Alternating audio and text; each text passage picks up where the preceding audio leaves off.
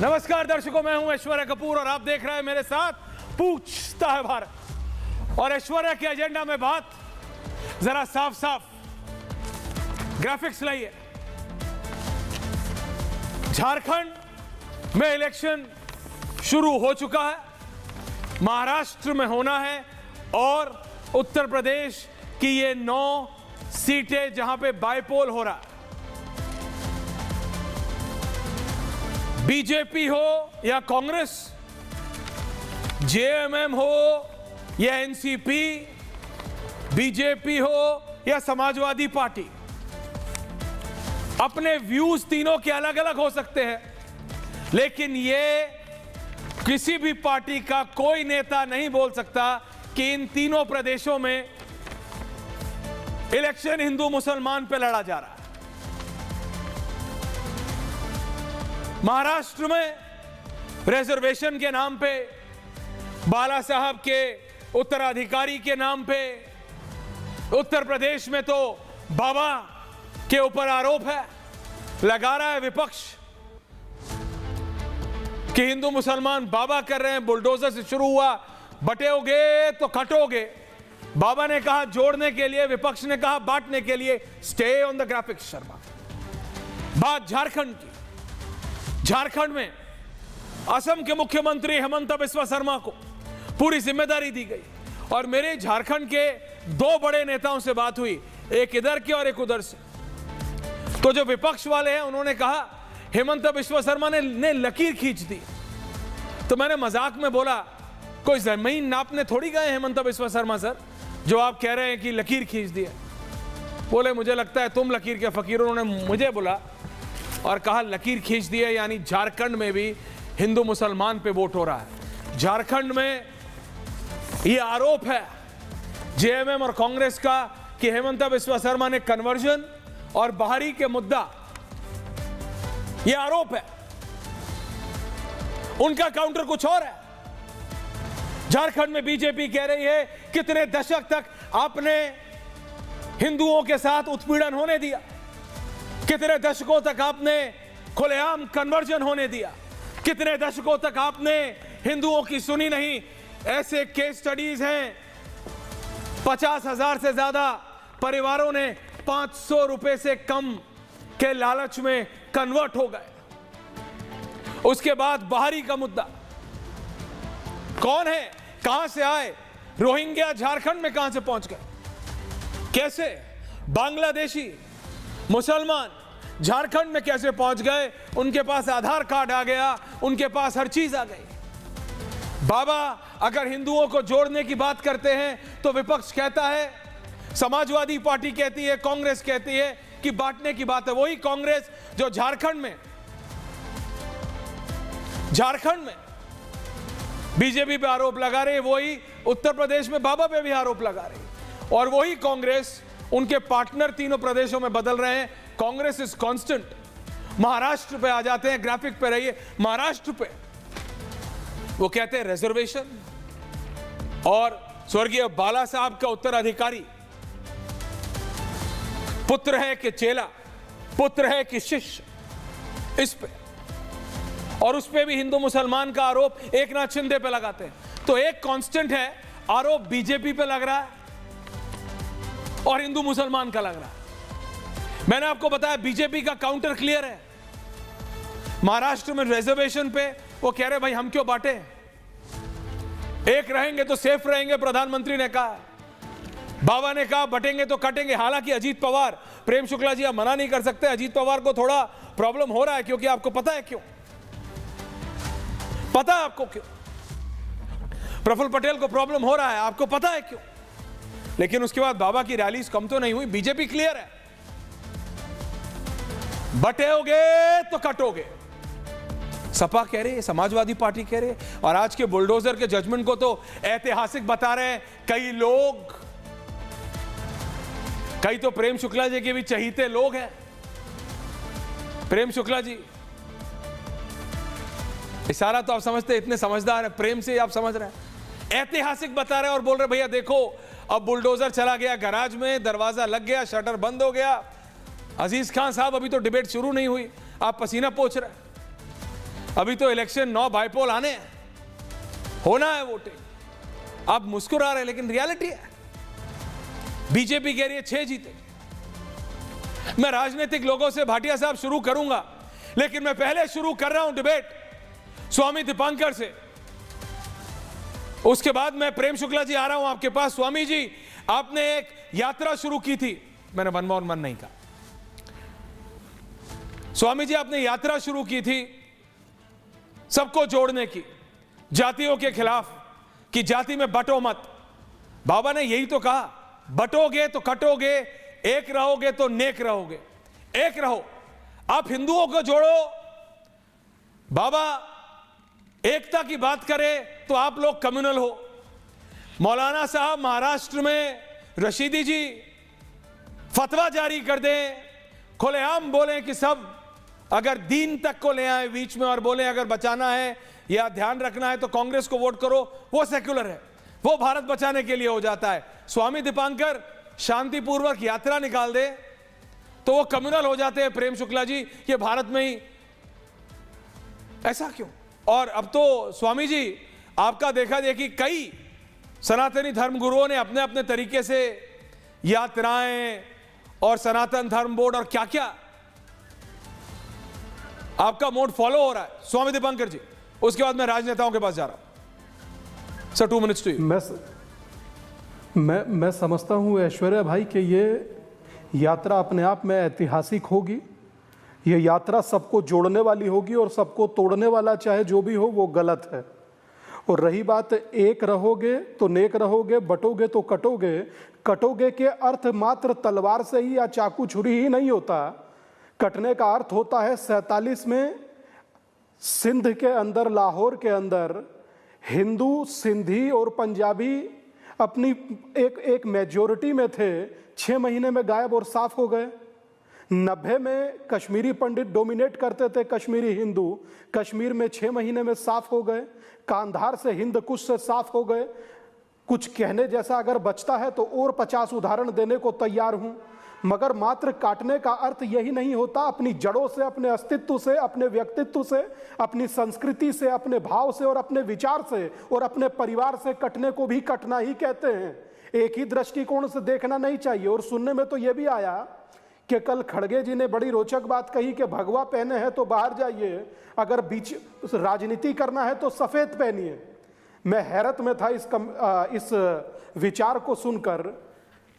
1948 में राघव दास जी को किसने लड़ाया था फैजाबाद से? मुझे बताने की जरूरत है? कांग्रेस ने ही लड़ाया था आचार्य नरेंद्र देव के विरुद्ध। तब भगवा सही था। और भगवा के ही लिए मात्र क्वेश्चन मार्क है। मदनी जी को लाना हो अगर जो उसमें, तो उसके लिए दिक्कत नहीं है। उसके लिए कोई शर्त है कि वो ऊपर टोपी लगाएंगे या नहीं लगाएंगे, या कपड़ा कोई अलग से पहनाएंगे या नहीं पहनाएंगे। और एक चीज खड़गे जी चूक गए, क्रॉस वालों के लिए तो बताना ही भूल गए उन्हें क्या करना है। तो मैं समझता हूं कि कुछ भी कहने से पहले 50 बार सोचना चाहिए। राजनीति करिए, करिए साफ। क्यों सनातन पर या क्यों भगवा पर? भगवा से क्या दुश्मनी है? क्या भगवा पहनना गुनाह है? भगवा पहनकर स्वामी विवेकानंद सरस्वती चले थे। भगवा रामकृष्ण परमहंस ने पहना था, वनवास में राम ने पहना था। भगवा पहनना कोई अपराध हो सकता है? और छोड़ दीजिए, सूर्य जब उदय होता है तो भगवा, अस्त होता है तो भगवा। क्या उसके खिलाफ भी खड़गे जी आंदोलन करेंगे? नहीं भाई, सूरज को सफेद करो। मजाक मत किया कीजिए, राजनीति कीजिए। क्यों हास्यास्पद बात करते हैं? और यात्रा में समझता हूं कि जो सन्यासी निकाल रहे हैं, आपका देखा जाने वाला शो है ऐश्वर्या भाई, सभी से करबद्ध प्रार्थना, हर सन्यासी बाहर निकलकर सनातन को संगठित करे। जातियों में विभाजित होना अभिशाप है और एक होना, संगठित होना भारत के लिए, भविष्य के लिए ताकत। संगठित सनातन, मजबूत भारत हर व्यक्ति को करना चाहिए। Everyone on. रशीदी जी, मैं आपका व्यू पॉइंट जानना चाह रहा हूं, उसके बाद मैं प्रेम शुक्ला जी के पास जा रहा हूं, अजीज खान साहब के पास जा रहा हूं। आप बताइए मेरे को, झारखंड हो, उत्तर प्रदेश हो, महाराष्ट्र हो, दिल्ली तो अभी आने वाला है, आप आरोप बीजेपी पे लगाते हैं, बीजेपी आरोप विपक्ष पे लगाती है कि हम तो हिंदू मुसलमान ने, बीजेपी कहते हैं हम विकास की बात कर रहे हैं, आप बोलते हो बीजेपी बांटने की बात कर रही है। इतना तो रियलिटी है कि हिंदू मुसलमान पे हो रहा है इलेक्शन, चाहे झारखंड हो, महाराष्ट्र हो या उत्तर प्रदेश के बायपोल्स। रशीदी जी।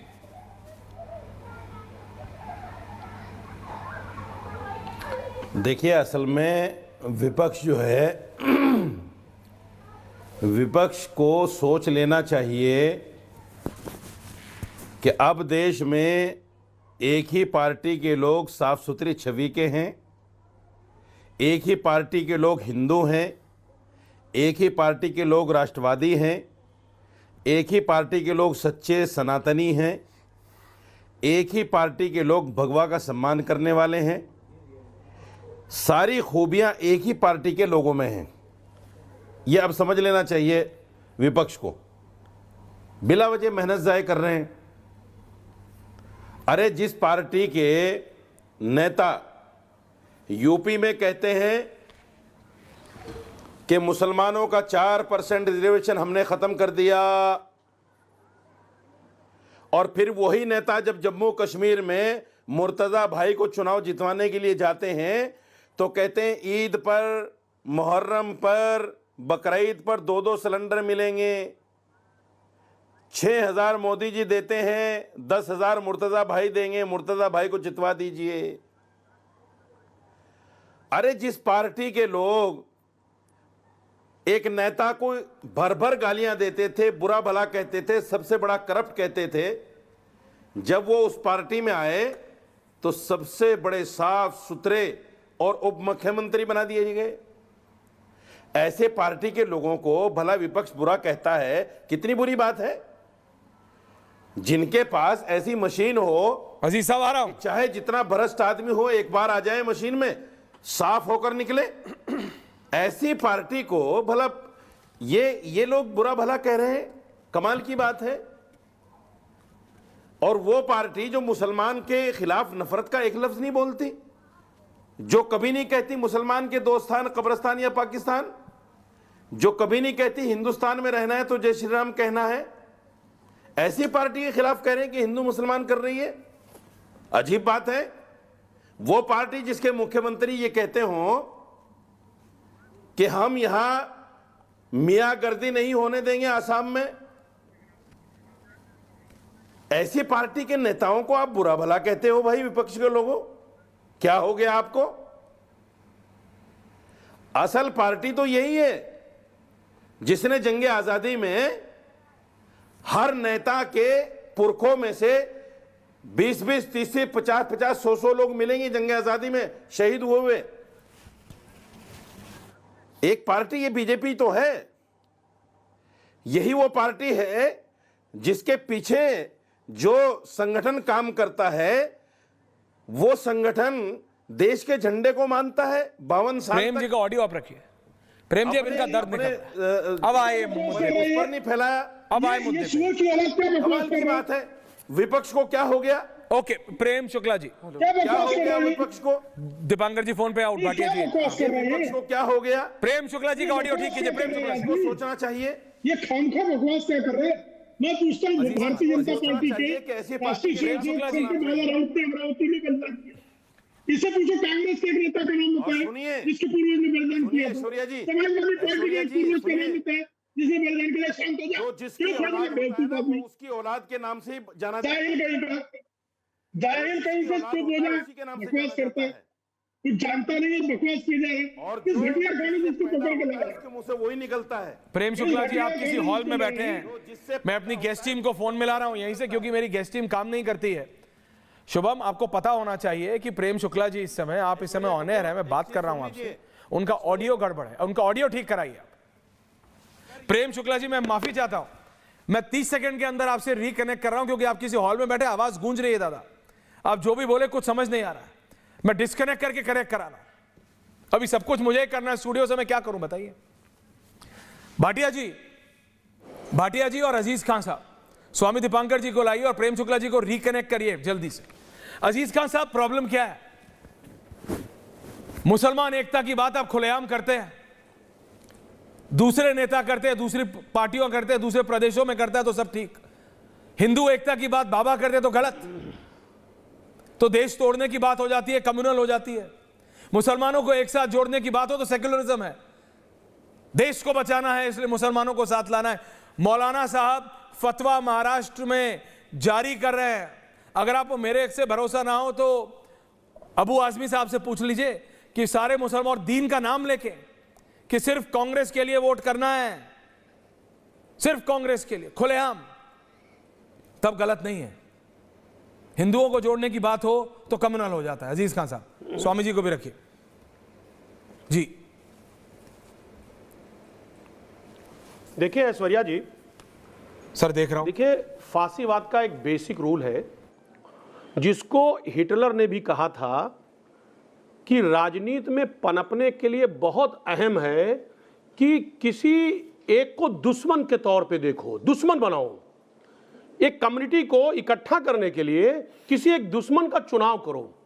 अगर ऐसा करने में सक्षम हो गए आप, तो आप जिस कम्युनिटी को इकट्ठा करना चाहते हैं वो कम्युनिटी बिल्कुल इकट्ठा हो जाएगी। वो ना तो आपसे विकास की बात करेगी, ना बेरोजगारी की बात करेगी, ना किसी तरक्की की बात करेगी, कोई कुछ सवाल नहीं करेगा। तो आज बीजेपी को यह पूरी तरह से पता हो गया है कि जो हिटलर ने किया था वो भी यहूदियों को यूनाइट करने के लिए उसने यही काम किया था। आज बीजेपी को यह पता है कि अब ऐसे सगुफे अगर छोड़ दिए जाएं तो हमारा हिंदू भाई कोई सवाल नहीं करेगा। उसको लगेगा जो भी कुछ बात हो रही है वो मुस्लिम के खिलाफ हो रही है और मुसलमान जोड़ने का नहीं। एक सेकंड, तो आप मानिए फिर, नहीं तो आप ये मानिए फिर, तो आप ये मानिए फिर कि आज तक नहीं, मैं आप ही से पूछ रहा हूं, तो आप ये मानिए अगर स्वामी दीपांकर हिंदुओं को जोड़ने की बात मुसलमानों के खिलाफ है, तो आप ये मानिए कि 70+ सालों से रतेंद्र भाटिया जी जब जब कांग्रेस ने मुसलमानों को जोड़ने की बात की है तो वो एंटी हिंदू है। आप बोलिए फिर कि आप एंटी हिंदू हैं। अजीज खान साहब, आपकी पार्टी तरीका नहीं, मुझे बोलने नहीं देंगे तो बात। अरे मैं आप ही से पूछ रहा हूं, कंप्लीट ही नहीं करने, मैं आप ही से पूछ रहा हूं। अजीज खान साहब मानिए। हाँ तो पूछिए। और क्या पूछूं? मुस्लिम यादव कॉम्बिनेशन खुलेआम समाजवादी ने अनाउंस किया था कि हमारा MY कॉम्बिनेशन है। नहीं, आप बताइए, 70 साल से कांग्रेस और जब से आपकी पार्टी की स्थापना हुई तब से आप सर सुनिए ना। नहीं, मुस्लिम एकता की बात करते हैं कि आप एंटी हिंदू हैं। अगर स्वामी दीपांकर और प्रेम शुक्ला जी हिंदुओं को जोड़ने पे एंटी मुस्लिम है, आइए आपके शब्द हैं, तो आप एंटी हिंदू हैं मानिए। पूरा डिबेट सर, अरे सर आप पूरा डिबेट आप ही कर लेंगे तो मुझे क्या बोलने देंगे? अरे आप ही से पूछ रहा हूं, बताइए तो। सुनिए, मैं जो बात कह रहा हूं सुनिए। हाँ सुनाइए। अरे सर सुने, इस देश का हिंदू और मुसलमान दोनों इस बात को समझता है कि बीजेपी के पास बताने के लिए कुछ नहीं है। माननीय योगी जी महाराष्ट्र में जाते हैं, झारखंड में जाते हैं, तमाम बड़े बड़ी बातें करते हैं, बटोगे तो कटोगे और तमाम बातें। उत्तर प्रदेश की उपलब्धि क्यों नहीं बताते? क्यों नहीं बताते कि मैंने उत्तर प्रदेश में ये काम किया है, ये डेवलपमेंट किया, ये काम किया, ये काम आपने किया। सुना नहीं? अगर मेरी सरकार महाराष्ट्र में आती है, अगर मेरी सरकार झारखंड में आती है तो मैं ये तरक्की करूंगा। सारे गैंगस्टर्स खत्म बोला बाबा ने, लेकिन चूंकि आपको वहां दर्द होगा इसलिए आप बोल नहीं रहे। अरे सुनिए ना सर, आप अरे मैं आपको सुना रहा हूं, बाबा ने बोला अगर सरकार आई बीजेपी की तो बॉम्बे से भी सारे गैंगस्टर्स खत्म। अरे सर आपको अभी वहां पे दर्द होता है। अरे सर सुने ना, अब भी नहीं ऐश्वर्या भाई नहीं, तो बोलिए आप, अजीज साहब, ये तरीका नहीं होगा। बोलिए, बोलने दें आप, बोलिए। यही माननीय मोदी जी हैं, गुजरात मॉडल का ढोंग पीटते थे पूरी तरह से पूरे देश में ले कैसे ढोंग है? गुजरात मॉडल। आप देश की जनता को बेवकूफ बता रहे हैं, क्योंकि यूपी में कुछ बताने के लिए नहीं है, सिर्फ देश को गुमराह करना और देश को बांटने के अलावा कुछ नहीं है बीजेपी। अजीज खान साहब, क्यों नहीं विकास की बात कर रहे? बहुत शांति से पूछ रहा हूं, की बात कर रहे हैं। आज महाराष्ट्र से तमाम बड़े प्रोजेक्ट गुजरात में शिफ्ट हो गए सर। गुजरात में शिफ्ट हो गए बड़े प्रोजेक्ट, चाहे वेदांता फॉक्सकॉन हो, चाहे बल्क। आराम से पढ़िए, कागज में लिखा है आपने, आराम से पढ़िए, सारी चीजें कोई शिफ्ट दिक्कत हो नहीं। गई। अरे नहीं 2-4 प्रोजेक्ट और पढ़िए, सब दिमाग में फीड है सर। अरे कागज में से पढ़िए, कोई दिक्कत नहीं बसा है सर। लेकिन फिर ये भी बताइए, होनी चाहिए, फिर ये भी बताइए, लेकिन पॉइंट पे तो आइए जिससे शुरुआत। हिंदू मुसलमान कर सकते सर। एक बात सिर्फ 10 सेकंड के लिए अजीज खान साहब पूछ रहा हूं, भाटिया साहब आ रहा हूं, प्रेम शुक्ला जी का ऑडियो ठीक हो गया, थैंक यू वेरी मच। सिर्फ इतना बताइए, आपने कहा प्रेम शुक्ला जी की पार्टी कम्युनल है, एंटी मुस्लिम है। स्वामी दीपांकर जी अगर प्रो हिंदुओं को जोड़ने की बात करते हैं तो एंटी मुसलमान है। तो आप बताइए, आपकी पार्टी जो मुसलमान एकता की, मुसलमानों को एक साथ वोट करने के लिए ओपनली बोलते हैं, आप एंटी हिंदू हैं? Are you anti Hindu? Samajwadi Party, मैं नहीं मानता, लेकिन आपके थ्योरी से हो जाता है। मैं इसीलिए आपसे पूछना चाह रहा हूं, आपकी पार्टी एंटी हिंदू है क्या? सवालिया निशान, question mark. Are you Khan साहब?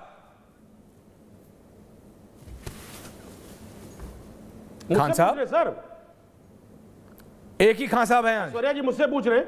हाँ अजीज साहब। सर ये खान साहब का, अरे सर सुनिए ना, तो इस खान साहब का सिर्फ एक जवाब है क्या? कि ये देश हिंदू और मुसलमान जब एक साथ रहेंगे तो जो गुलदस्ता है ना, तभी ये खूबसूरत। आप भी तो वही कह रहे हैं, एक रहोगे तो नेक रहोगे, तभी होगी। आप भी तो वही कह रहे हैं, एक रहोगे तो सेफ रहोगे। प्रेम शुक्ला जी को लाओ भाई। एक साथ चलेगा, बड़ी मोहब्बत के साथ चलेगा, नफरत की बात नहीं होगी, बांटने की बात नहीं होगी और काटने की बात नहीं होगी। तो वही तो वो कह रहे हैं, एक रहोगे तो सेफ रहोगे और देश की तरक्की में प्रेम शुक्ला जी कदम मिलाना है। ये आपकी लाइन पे आ गए? अरे कोई बात नहीं, तार दिख रहा है प्रेम शुक्ला जी, कोई फर्क नहीं पड़ता, ऑडियो साफ आना चाहिए। हम कौन से यहाँ पे फिल्म की शूटिंग कर रहे हैं? तार दिख रहा है तो दिख रहा है दादा, आवाज साफ आना चाहिए, आपके व्यूज क्लियर जाने चाहिए जी। ये बस बताइए। Thank you so much. ये भी मान गए, ये कह रहे हैं सबको एक रहना चाहिए। भाटिया जी आ रहा हूं उसके बाद। समाजवादी पार्टी मान गए, समाजवादी पार्टी कह रही है ये एक गुलदस्ते की तरह है, सबको एक रहना चाहिए, बस बोलने का तरीका अलग है। बाबा ने कहा एक रहोगे तो नेक रहोगे। एसपी आ गई, एसपी आ गई आपकी लाइन पे, एसपी कह रहे सबको एक रहना है। प्रेम शुक्ला जी, अजीज खान साहब, 1 वर्सेस 1। अच्छा, समाजवादी पार्टी की सद्बुद्धि जो है जागृत हुई है, तो ये कृपा करके मुझे बताइए। पहले ये पूछ रहे थे कि हमने महाराष्ट्र में क्या किया है, बताने को नहीं, आपकी जानकारी के लिए बता दें कि महाराष्ट्र में 1972 में कोस्टल रोड बनाने की बात हुई थी, तब प्रबोधन ठाकरे जिंदा थे, उद्धव ठाकरे के दादाजी। बाला साहब ठाकरे चले गए, प्रबोधन ठाकरे चले गए, उद्धव ठाकरे वृद्ध हो गए और आदित्य ठाकरे का युग आ गया, लेकिन कोस्टल रोड का काम शुरू नहीं हुआ था। आदरणीय देवेंद्र फडणवीस ने उसको पूरा करवा दिया। 1964 में शुरू करने की बात हुई थी, सीलिंग, ट्रांस हार्बर सीलिंग, वो जाकर ये जब भारतीय जनता पार्टी और असली शिवसेना की सरकार आई है तब पूरा हुआ है। समृद्धि महामार्ग अब जाकर पूरा हुआ। 11 किलोमीटर सिर्फ मेट्रो 11 साल में बनी थी, जब सपा के अबू आसिम आदमी पीछे पीछे दुम बनकर चल रहे थे कांग्रेस के, उस कार्यकाल की बात बता रहा हूं। और 394 किलोमीटर मेट्रो बनी है। बिजली जो है यहाँ पर सौर ऊर्जा के माध्यम से मुफ्त में मिल रही है। एसटी में जो है महिलाएं आधे जो है मूल्य पर, आधे किराए पर प्रवास कर रही हैं। 2.3 करोड़ महिलाओं के खातों में 1,500 हजार रुपए गए हैं। 1 लाख सरकारी नौकरियां 2.5 साल के भीतर दी गई है। 1 लाख से अधिक लोगों को बेरोजगारी भत्ता, स्किल डेवलपमेंट का वजीफा मिल रहा है। ऐसे काम ही गिनाते बैठूंगा तो कामों की बहुत लंबी फहरिस्त है। और आप समाजवादी पार्टी के कार्यकाल का, अखिलुद्दीन के कार्यकाल का एक काम नहीं गिना पाएंगे। सिर्फ ये कि आतंकवादियों को उनके मजहब के आधार पर छोड़ दिया गया था और मुजफ्फरनगर के दंगों में मजहब पूछ के राहत पार्टी जा रही। ओके प्रेम शुक्ला जी, सिर्फ एक निवेदन कर रहा हूं आपसे सर, थोड़ा क्योंकि आप इंटरनेट से हैं, वो ईपी को सर दिखने दीजिए, लेकिन आगे ले लीजिए क्योंकि उसका माउथपीस पीछे चला गया, आवाज गूंज रही है। Thank you so much sir, अब आवाज बहुत साफ आएगी सामने। आप अपनी बात को कंटिन्यू कीजिए और उसके बाद मैं आ रहा हूं अजीज साहब। भाटिया जी आप बोले नहीं, I am coming to you in 30 seconds. जी जी प्रेम भाई अब बोलिए। तो ये दशा है भाई साहब कि हम लगातार फिर विकास की बात करें। एक यहाँ पर मियां खामखा बता रहे थे कि भारतीय जनता पार्टी के पूर्वजों ने बलिदान नहीं दिया। रशीदी जी, हाँ। मियां खामखा आपकी जानकारी के लिए बता दें, बाला राउत ने अमरावती में तिरंगा ध्वज लहराते हुए बलिदान किया था। कांग्रेस के एक नेता का नाम बता दीजिए जिसका बलिदान हुआ हो स्वतंत्रता आंदोलन में। समाजवादी पार्टी के एक पूर्वज का नाम बता दो जिसका स्वतंत्रता आंदोलन में बलिदान हुआ हो। एक नेता का नाम बता दो जनता दल का जिसका स्वतंत्रता आंदोलन में बलिदान हुआ हो। और एक अपने पूर्वज का नाम बता दो। एमआईएम के लोग, अरे सारे लोग जो है सरदार पटेल बताते हैं, उन्होंने संसद में खड़े होकर, देश के संविधान सभा में खड़े होकर कहा कि भाई ये तो 90% मुसलमान पाकिस्तान के पक्ष में वोट दे रहे थे, रातों रात इनको क्या हो गया जो हिंदुस्तान रुक गए, रातों रात में इनकी निष्ठा कैसे परिवर्तित हो गई। ये मेरा सवाल नहीं था, ये सरदार पटेल का सवाल था। तो जिनकी आत्मा आज भी जिन्नाबाद में बसती है, जो आज भी पाकिस्तान जिंदाबाद के नारे लगाते हैं कर्नाटक की विधानसभा में बेशर्मी के साथ, जो आज भी अफजल गुरु हम तेरे कातिल जिंदा हम अफजल हम शर्मिंदा है के नारे लगाते हैं, जो याकूब मेमन की कब्र पर जाकर जो है सजदे पढ़ते हैं, जो औरंगिया की कब्र पर सजदे पढ़ते हैं, उन आक्रांताओं को जो है ये देश अपना नहीं मान सकता है। और जिन्ना की औलादों को जो है सबक सिखाना यह भारत और भारतीयता का धर्म है। तो मियां खामखा आप हमको सिखाने बैठे हो। जरा एक नाम बताना जिसने कांग्रेस का नेता रहा हो, बलिदान किया हो, और अपने एक पूर्वज का नाम बताना जिसका बलिदान हुआ हो। वीर सावरकर तो जो है जेल आ रहा हूं रशीदी जी, भाटिया जी को बुलाइए, अभी बोले नहीं आपको अभी जो है एक सप्ताह बंद कर दे, आप इस्लाम छोड़कर हिंदू न बन जाओ। तक। ओके, ये बोलने दीजिए एक रशीदी जी, भाटिया जी, अन प्रेम शुक्ला फ्रस्ट्रेशन में कर देते हैं। लेकिन आप मुझे बताइए, हिंदू मुसलमान तो हो रहा है, कौन कर रहा है? स्वामी जी को भी रखिए, कौन कर रहा है? ये कह रहे हैं वो कर रहा है, वो कह रहे हैं ये कर सर रहा है। एक बात बताइए, जनता गुरु देख रही है, नानक हो रहा है। सर आप एक बात बताइए, 3 दिन बाद गुरु नानक बर्थडे है।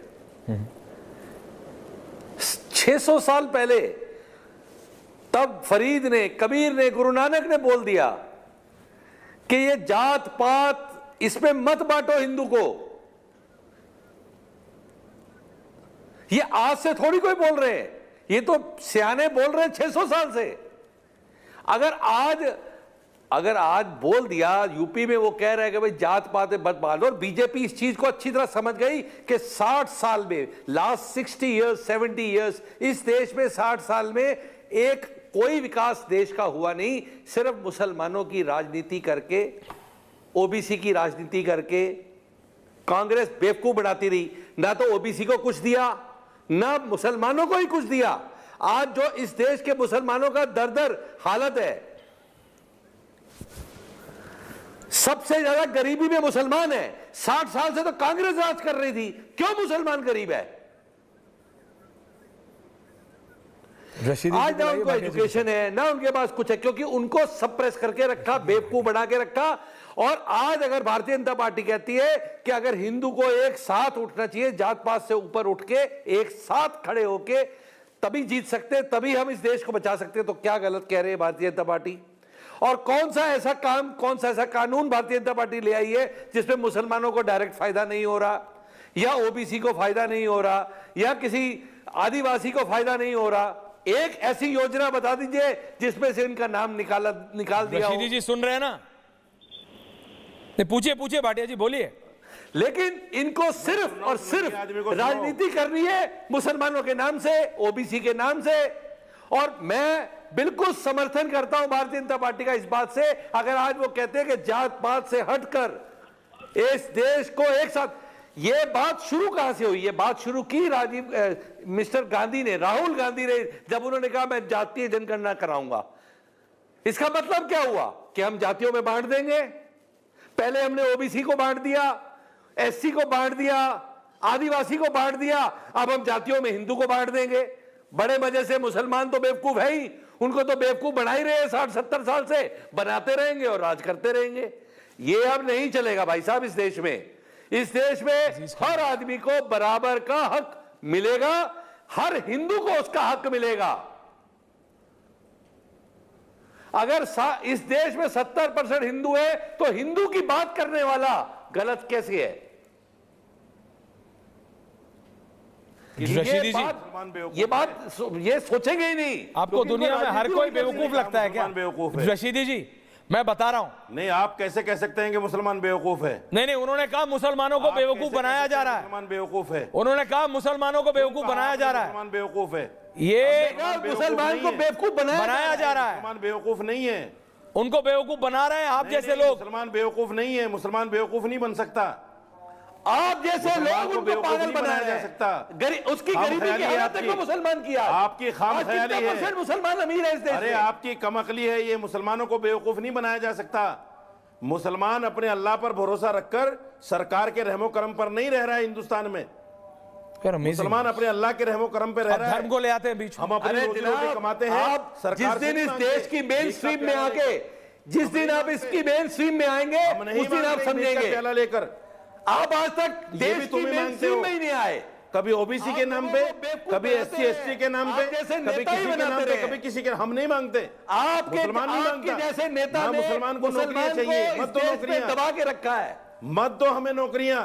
दबा के रखा है लेकिन आपने। जो जाहिल लोग हैं ना, उनको उन अच्छी जाहिल लोगों से एजुकेशन हमें नहीं बचा मिलेगी। लो। ये कह के मदरसों में ही पढ़ना देश पड़ेगा। को बचा लो जाहिल मदरसे लोगों में ही से। आपको अल्लाह का नाम मिलेगा। जो अनपढ़ आपने और उनको नंगे अच्छे लोग बैठे कॉलेज हैं में ना, नहीं भेजा, आपने अच्छे स्कूल बीजेपी में के नहीं अंदर जो भेजा। नंगे लोग बैठे उनसे बचा आपने लो देश आज को। तक मुसलमान को दबाया है।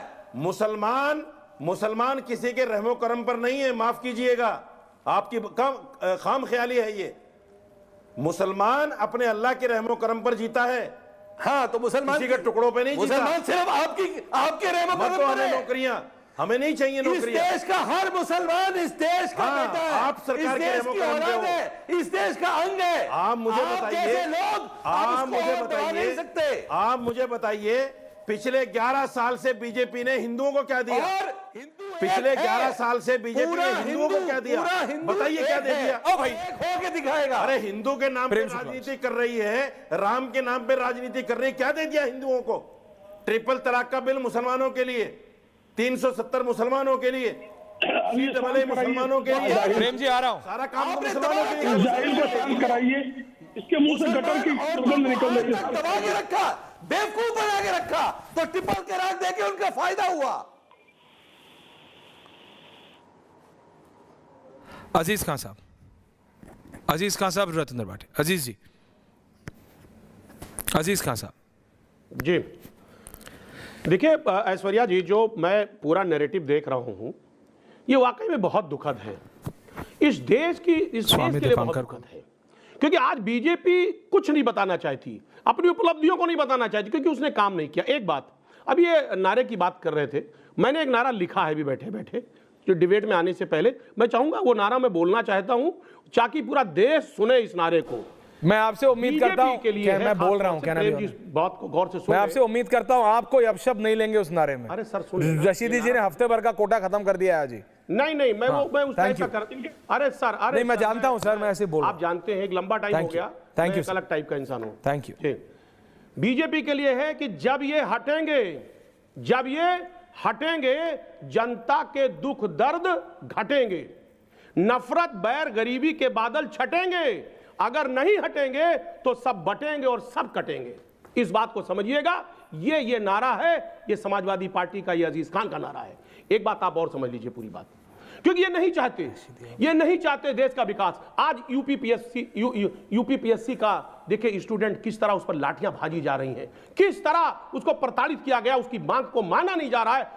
एआरओ का स्टूडेंट किस तरह सड़कों पर है, किस तरह पेपर इससे पहले नीट का आउट हुआ, सदन में शिक्षा मंत्री प्रेम शुक्ला जी जवाब देंगे। पेपर आउट नहीं हुआ। एक तरफ बिहार में गोधरा में किस तरह लोगों को अरेस्ट किया जाता है, और उसके बाद छात्रों पे किस तरीके से कहीं ना कहीं लाठियां भांजी जाती है। कितना बड़ा प्रदर्शन नीट का हुआ, लेकिन सरकार किस तरह सदन में बयान दे रही, साहब पेपर आउट नहीं हुआ। ये तो स्टूडेंट्स विरोधी है, ये तो नौजवान विरोधी है, ये किसान विरोधी है। आप देखिए ना इस बात को, तमाम पेपर आउट हुए। मैं आपको फेरिस्त दे दूं, चाहे यूजीसी का हो, नेट का पेपर हो, चाहे ज्वाइंट सीएसआई का पेपर हो, चाहे एनसीईटी का पेपर हो, चाहे आरओ का, कितने पेपर आउट हो रहे हैं। आप नौकरी नहीं देना चाह रहे, आप नहीं चाहते लोग आपसे पूछें, इसलिए नहीं चाहते क्योंकि जानते हैं कि जब ये इनको नौकरी दे देंगे, ये तरक्की करेंगे, तो ये हमारी बातों को नहीं मानेंगे, ये हिंदू मुसलमान की बात हम करेंगे। स्वामी जी आ रहा हूं, प्रेम शुक्ला काउंटर, प्रेम जी, देखिए, मैंने तो विकास की ही तमाम बैकलॉग खाली है। ओके अजीज भाई प्लीज, प्रेम दादा। देखिए हमने तो आपको महाराष्ट्र के विकास की बात बताई, ऐसे उत्तर प्रदेश के विकास की बात बता सकता हूँ। समाजवादी पार्टी के श्रीमान अखिलेश यादव के कार्यकाल में सिर्फ एक जाति के लोग पीसीएस की परीक्षा पास करते थे, यादव जाति के। सारे थानों पर सिर्फ एक जाति के लोग ही वो अपॉइंट होते थे। सिर्फ एक ही मजहब के लोग जो है उनको अपने धर्म मनाने का, अपने त्योहार मनाने का उनको जो है अधिकार था। मुहर्रम का अगर त्योहार आ जाए तो देवी के विसर्जन के जुलूस जो है रोक दिए जाते थे। इनकी स्थिति ये थी कि मुजफ्फरनगर में दंगे हुए, मजहब विशेष के लोगों को जो है रात दिन सुप्रीम कोर्ट ने फटकारा, और मजहब विशेष के लोग कैसे बलात्कार की घटनाओं में शामिल होते थे, अपहरण की घटनाओं में शामिल होते थे, इसकी लंबी फहरिस्त है। तो ये सब भली भांति लोग जानते हैं। और भारतीय जनता पार्टी के कार्यकाल में किस तरह से गुंडे जो है निपट गए पूरी तरह से। अब अतीक अंसारी जो है आके नोएडा के सीईओ के घर में जबरदस्ती जो है आधे टेंडर नहीं पास करवा के ले जा सकते, ये स्थिति नहीं है। तो इनको परेशानी है। हम हटेंगे तो ये उत्तर प्रदेश को लूटेंगे, इनका सपना ये पूरा होने वाला नहीं है। उत्तर प्रदेश को लूटने का अवसर अब समाजवादी पार्टी के गुंडों को, अजीज मियां, मिलने वाला नहीं है। दूसरी बात, आपके चैनल पर एक आदमी मुझे कमीना, नंगा, पता नहीं क्या क्या गालियां दिया। मैं उसको सुअर, कुत्ता, गधा इस तरह की भाषा का प्रयोग नहीं करना चाहता। प्लीज नहीं, उनकी हरकतें जो है इसी तरह की है, लेकिन मैं गालियां देना मेरा संस्कार नहीं है। गालियां देना उन्होंने अपना संस्कार दिखाया कि किस पता नहीं कैसी उनकी पैदाइश, परवरिश है। Please don't be personal, thank you. परवरिश में उनके दोष होगा, एवरीवन ऑन है। इस तरह की गालियां बकते हैं वो। मैंने जो है उनसे सिर्फ इतना पूछा कि इंडिया गेट पर किस भाई फ्रीडम फाइटर का नाम है? किसी फ्रीडम फाइटर का नाम इंडिया गेट पर नहीं लिखा है। वो झूठ बोले और उनके झूठ को मैं चुनौती दूं तो वो गालियां देंगे, मैं उनको खींच कर इतना कूटूंगा कि उनकी तबीयत ठीक हो जाएगी। नहीं प्लीज कर लिया ना, आप किसी की तबीयत ठीक मत कीजिए, तबीयत ठीक है। आप जनता को जवाब। Thank you. ओके, लेकिन मेरा संस्कार नहीं है। ओके प्रेम दादा, थैंक यू। मैं एंडिंग कमेंट्स के लिए आ रहा हूं, स्वामी जी से शुरू कर रहा हूं, भाटिया जी आ रहा हूं। Swami ji ending comment, Swami ji with graphics. Bhatia ji आ रहा हूं उसके बाद, स्वामी जी विद ग्राफिक्स। जी Swami Dipankar, can you hear me? जी लाउड एंड क्लियर। आप सुन पा? मैं मात्र बस इतना कहना चाहता हूं, ठीक है आप लोग अपनी राजनीति करिए, बहुत बहुत शुभकामनाएं आपको आपकी राजनीति के लिए, मगर ये तो तय मानिए कि ना तो अब हिंदू बटेगा ना हिंदू कटेगा। हिंदू संगठित होगा और संगठित होकर हर चुनौती के सामने डटेगा, और इसका डटना और इसका एक होना किसी के विरोध में कतई नहीं है। इसका एक होना, संगठित होना अपने भविष्य और अपने मुस्तकबिल के लिए है। और मैं समझता हूं कि संगठित होना कोई बुरी बात नहीं है। पूरी दुनिया अपनों को लेकर संगठित होती है, और जब यही बात ओवैसी कहते हैं कि अपने वजूद के लिए मुसलमानों को एक होना चाहिए, तो वो दिक्कत नहीं है। जब नोमानी जी महाराष्ट्र में कहते हैं तो दिक्कत नहीं है। अगर यही कोई बात स्वामी दीपांकर कह दे या सीएम योगी आदित्यनाथ जी कह दें तो दिक्कत हो जाती है। मुझे लगता है कि इस दिक्कत से अगर आपको दिक्कत है तो आपको अपनी दिक्कत का इलाज कराना चाहिए, मगर अब ये सिलसिला रुकेगा नहीं। अब कोई सन्यासी झुकेगा नहीं, यूं ही निरंतर संगठित होने का कार्य चलता रहेगा। भाटिया साहब, रतेंद्र भाटिया जी, अजीज भाई आ रहा हूं, रशीदी जी आ रहा हूं, लेकिन अब शब्द नहीं। पार्टी के बैठे हुए प्रवक्ता से पूछना चाहता हूं जी, एक सवाल। प्रवक्ता जो समाजवादी पार्टी के, जी पूछिए अजीज खान साहब बैठे। पूछना चाहता हूं, मुझे इतना बता दीजिए कि आपकी सरकार में आतिक अहमद और न जाने कितने कितने और बड़े बड़े माफिया, सारे मुसलमान, एक एक आदमी के पीछे 50-50 राइफल, आगे पीछे आप लोगों ने उनको सिक्योरिटी दे रखी है, और उसके बाद वो सीधा मुलायम सिंह जी के घर में घुसते थे, टेंडर लेते थे, बात करते थे। ऐसा क्यों था कि एक एक आदमी के ऊपर 70 कत्ल के मुकदमे चल रहे थे और वो सड़कों पे 50 राइफल लेके घूम रहा था? ऐसा आपकी सरकार में क्यों था? और आज योगी की, आदित्यनाथ की सरकार में ऐसा एक भी आदमी नहीं है। इस बात का अगर जवाब आपके पास हो तो बताइएगा। खान साहब जी, ऐश्वर्या जी, शायद रविंदर जी को जानकारी कम है, इनको शायद ये नहीं पता है कि आज जिस तरह क्राइम हो रहा है, सरेआम जिस तरह पुलिस कस्टडी में लोग मारे जा रहे हैं, चाहे वो मोहित पांडे हो, चाहे वो अमन गौतम हो, किस तरह मारे जा रहे हैं, किस तरह विवेक तिवारी को किस तरह यहाँ 10-90 चौराहे पे पुलिस ने किस तरह मारा, शायद मुझे नहीं लग रहा है कि ये चीज आप शायद जानकारी आपको नहीं होगी। और रही बात माफियाओं की, तो आज माफिया कम नहीं है, माफिया बहुत है, पहले से ज्यादा है। शर्त यह है कि उसको आपकी मीडिया दिखा नहीं रही है, वरना सच्चाई है एक लंबी फहरिस्त है। दूसरी बात, एक बड़ा अहम बात आपको बताना चाहूंगा। अभी आप कह रहे थे कि हिंदू बटेगा कटेगा, एक बात सुन लीजिए, हमारे इस मुल्क में हिंदू कभी भी उसकी ऐसी सोच नहीं रही, क्योंकि हिंदू और सनातन ये हमेशा दया का प्रतीक रहा। एक बात आप समझिए। दूसरी बात, जातीय जनगणना, क्या आप एससी, ओबीसी और एसटी समाज का उसको हक नहीं देना चाहते? क्या आप नहीं देना चाहते?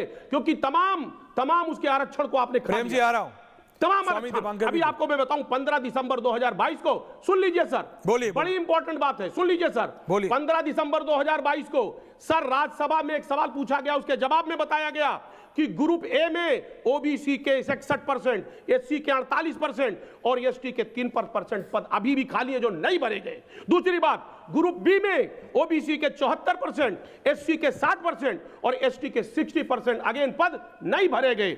और ग्रुप सी में ओबीसी के 60%, एससी के 45% और एसटी के 53% पद नहीं स्वामी भरे जी गए। वो बेसिकली कह रहे हैं अब नौकरी भी आप सबको जोड़ने की बात आरक्षण कर भी रहे नहीं हैं, देंगे। आप जातीय जनगणना के खिलाफ है, आप एससी ओबीसी के खिलाफ है क्या? स्वामी दीपांकर आप एससी एसटी ओबीसी के खिलाफ है क्या? क्विक आंसर, उसके बाद प्रेम शुक्ला जी का एंडिंग कमेंट्स आना है। हाँ स्वामी जी जल्दी। मैं बस इतना कहना चाहता हूं, अगर गणना इस देश में कराना चाहते हैं तो कराइए इस देश में कितने रोहिंग्या हैं और कितने बांग्लादेशी, इनकी गणना कराइए ताकि बाहर निकाला जा सके। भारत देश है, That's the धर्मशाला point. नहीं है। गणना करानी है तो इस देश में टैक्स पेयर की करवाइए, और अगर जो गणना ही आ रहा हूं करानी रशीदी है जी, तो आ मुझे रहा हूं। लगता है कि लेकिन अब भारत शब्द की समूची मत जनता बोलिएगा। की कराइए, मगर नहीं तो हमारी जातीय आखिरी डिबेट जनगणना होगी, मत कराइए। ये वो मैं चाहता नहीं। रशीदी जी बताइए ना, रोहिंग्याओं की जनगणना से दिक्कत है क्या आपको? बांग्लादेशियों की, घुसपैठियों की? रशीदी जी 30 सेकेंड्स। बिल्कुल बिल्कुल बिल्कुल, मुझे रोहिंग्याओं से, बांग्लादेशियों की जनगणना से कोई दिक्कत नहीं है। मुझे दिक्कत है कि दलितों को उनका हक नहीं दिया जा रहा है, आपको दिक्कत है, एससी एसटी को उनका हक नहीं दिया जा रहा है। अमेजिंग हो गया। दिक्कत है। और जो लोग साफ सुथरे बनने थे बैठ के, ऐश्वर्या AMU कपूर और मुझे डांट रहे हो अलीगढ़ में दे आप, आपने कभी प्रेम शुक्ला को एक बार नहीं बोला कि आप नहीं गलत तो बोल उन्होंने रहे हो? ऐसी गाली नहीं दी, आप गाली नहीं देंगे, आप शब्द दिक्कत ऑनर है नहीं मुझे। करेंगे, आप नहीं देंगे, कह रहे हो आखिरी डिबेट होगी? नहीं देंगे, नहीं आप गाली नहीं दे सकते हो, सच में होगी। आप गाली कैसे दे सकते हो ऑनर? आपने मुझे एक बार कहावत बताई थी कि आपके यहाँ कहावत है कि दाढ़ी और टोपी पहन के ऐसा नहीं करते, आप उतार दीजिए। इन्होंने ही मेरे को, प्रेम शुक्ला जी, एक बार ये मुहावरा बताया था कि टोपी और दाढ़ी पहन के मौलाना ऐसा नहीं करते, और ये गाली दे रहे हैं। ये जब किसी का तर्क समाप्त हो जाता नहीं नहीं रखे रहो, कोई बात नहीं, जा रहे शुरू तो होता जाने है। दो। प्रेम शुक्ला जी एंडिंग कमेंट्स छोड़िए ना, टॉपिक हो गया फ्रीज तो होने दो। हाँ किसी का तर्क समाप्त होता तो अपशब्द शुरू होता है। वो गलत है, एंडिंग कमेंट्स आपके। मुद्दे की बात यह है कि इस देश में मुस्लिम आरक्षण नहीं हो सकता है, क्योंकि संविधान निर्माताओं ने बाकायदा ये कहा है कि धर्म के आधार पर इस देश का एक बार विभाजन हुआ है। 1919 में धर्म के आधार पर आरक्षण दिया गया, 1947 में खूनी संघर्ष के बाद ये देश बंट गया। अब इस देश को फिर खूनी संघर्ष में ढकेलने का ऐसा कोई कदम नहीं उठाया जा सकता। इस देश में अंतिम व्यक्ति को सशक्त करने की हर योजना पर काम होगा। मुसलमानों को भी, जो आर्थिक रूप से पिछड़े हैं, उनके आरक्षण में उनको भी लाभ मिल रहा है, ओबीसी के आरक्षण में मुसलमानों को भी लाभ मिल रहा है। तो अलग से धर्म के आधार पर आरक्षण देने की जो कोई बात करता है, वो इस देश के संविधान की आत्मा को कुचलने का कुकृत्य करना चाहता है। ओके। ये बिल्कुल संभव नहीं है, बिल्कुल संभव नहीं है। एक रहोगे तो नेक रहोगे। And on a lighter note, Prem Shukla ji इतनी टेंशन मत लीजिए, जो आपने नई बंडी सिलवाई है ना, ब्लू, वो दिखती है, वो व्हाइट ईयरपीस के पीछे भी दिखती है, उसकी टेंशन मत लीजिए। वो ईयरपीस लगाते तो आवाज गूंजती नहीं है। स्वामी जी आपकी यात्रा जारी है भारत को जोड़ने की, और रतेंद्र भाटिया जी इतना गुस्सा नहीं आना चाहिए। पानी पी, पानी। अजीज खान साहब, मुझे मालूम नहीं था आप इतना उम्दा लिखते भी हैं, बहुत बहुत धन्यवाद आप सबका। पूछता है भारत में, लेकिन गालियां यहां नहीं, कहीं भी नहीं देनी चाहिए। इन पब्लिक डिस्कोर्स कैसे दे सकते हैं आप ऐसे? बहुत बहुत धन्यवाद आप सबका। पूछता है भारत में, थैंक यू वेरी मच।